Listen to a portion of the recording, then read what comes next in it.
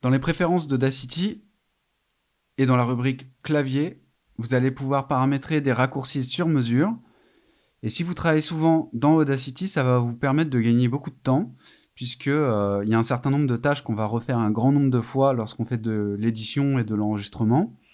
Et dans ces cas-là, c'est pas mal de paramétrer des raccourcis selon vos souhaits et selon vos usages.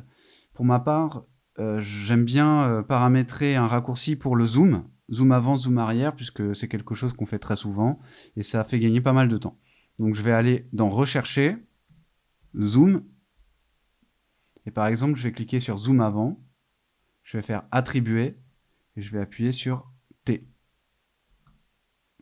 Je vais aller dans Attribuer,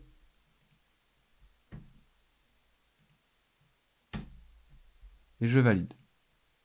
Je vais vérifier si ça fonctionne. Ah, j'ai l'impression qu'il ne me l'a pas pris en compte.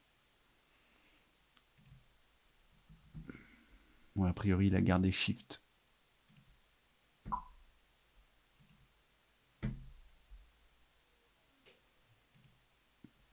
Voilà, il faut cliquer sur Attribuer après avoir fait la touche. Donc, il faut d'abord cliquer, ensuite appuyer sur la touche souhaitée, et ensuite cliquer sur Attribuer.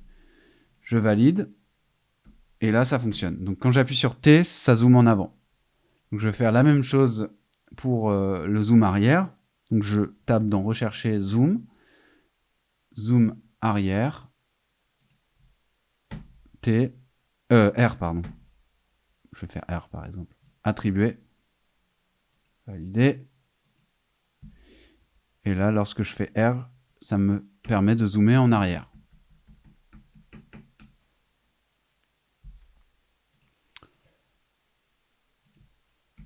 On va essayer d'en paramétrer d'autres. Donc scinder par exemple, c'est pour couper l'audio à un endroit.